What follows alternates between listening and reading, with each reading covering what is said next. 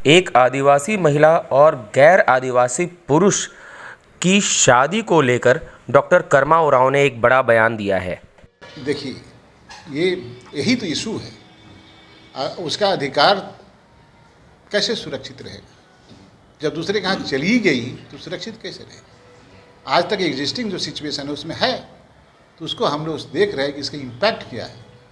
आज कोई एक मैंने कहा कि कटहल ये जो बिरसा चौक में एक गैर आदिवासी व्यक्ति था, उसने आदिवासी लड़की से शादी किया और एकड़ों एकड़ों ज़मीन खरीद के बेचना शुरू कर दिया और बेचना शुरू किया, खरीद बिक्री कर आदिवासी ज़मीन बिक रहा है उसके माध्यम से। ये तो सिचुएशन बड़ा एडवर्स है ना आदिवासी सोसाइटी के लिए। इसको कैसे रोकेंगे? ये भी सिचुएशन है। और मार भी दिया, आप लोग पता नहीं उधरे क्या है, मार भी दिया बाद में उसको शी हैज बीन किल्ड, जो क्लेम की।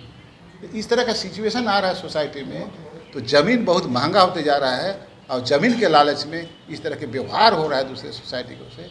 और पहला दर्जा नहीं देता है लोग, शादी विवाह के बाद में अभी बात हुई समाज में, उसको स्टेटस सेकंड दर्जे का दिया जाता है।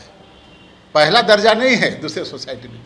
अगर पहला दर्जा जाता तो उस समाज का वो अधिकृत होगा ना, वहाँ का जो व्यवहार परंपरा है, रीति नीति है, उसका जो सक्सेशन लॉ है, उसको एंजॉय करेगी ना। इधर कहाँ से?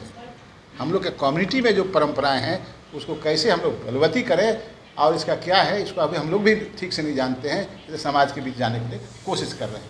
तो आप जिस चुनौतियों के बारे में बात कर रहे हैं, तो क्या समाज का लोग उस बात को नहीं समझ पा रहे?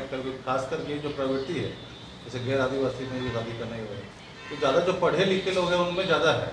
अगर जो ज़्यादा पढ़े लिखे हैं या ज़्यादा उच्च पदों पर जिन लोग हैं, उनके यहाँ तो ज़्यादा देखने को मिलता है, जैसा हम लोग का अनुभव है।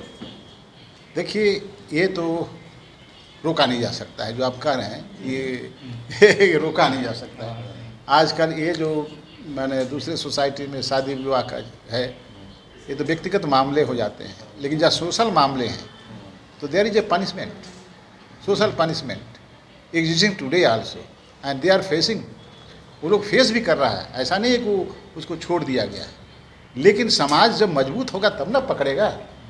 हम लोग सोच रहे हैं कि समाज कैसे मजबूत हो, बलवती हो हमारा सामाजिक संगठन, ताकि ये सब को नियंत्रण में ला सके, कंट्रोल कर सके और डिसीजन मेकिंग प्रोसेस को चालू कर सके और समाज को संचालित करने के लिए सक्षम हो सके। ये भी हम लोग का कंसर्न। जब समाज लूंज पूंज है तभी ये हो रहा है, अदरवाइज नहीं होता। ये कहने का, चूँकि आदिवासी समाज में ऐसा कैरेक्टर है, आप भी जानते हैं, सभी जानते हैं, endogamy, marriage within society, within community ही जायज़ माना जाएगा। मैरिज आउटसाइड क्लान जायज़ माना जाता है, मैरिज विद इन क्लान जायज़ नहीं माना जाता है। ये तो स्पेशल साइलेंट फीचर है सोसाइटी का। तो ये कहाँ तक व्यवहारित है समाज में, ये भी हमारा देखने का चीज़ें हैं और इस पर हम लोग गौर कर फरमा रहे हैं, ताकि समाज का सॉलिडिटी और एक अस्तित्व है बची रहे, बना रहे। क्योंकि आज तक आपको ये सोसाइटी एकदम बंद है, क्लोज सोसाइटी।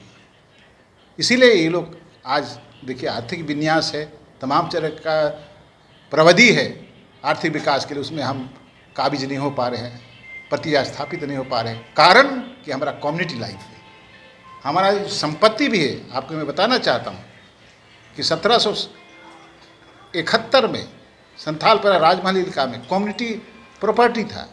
वहाँ का जितना माझी परगणित लोग का कम्युनिटी बनाया था अंग्रेजों ने, और सारे प्रॉपर्टी उसी पर स्थापित होता था। कोई बेच नहीं सकता था, कोई नहीं कर सकता। इसी प्रदेश में तो आज CNT एक्ट बना और SPT एक्ट बना, दूसरे कानून बने। तो इस सब को देखने की चीज़ है। तो हमारा स्वतंत्रता नहीं है इतना ज़्यादा, दूसरे कम्युनिटी से खुला नहीं है, हमारा बंद सोसाइटी है कम्युनिटी बिहेवियर से।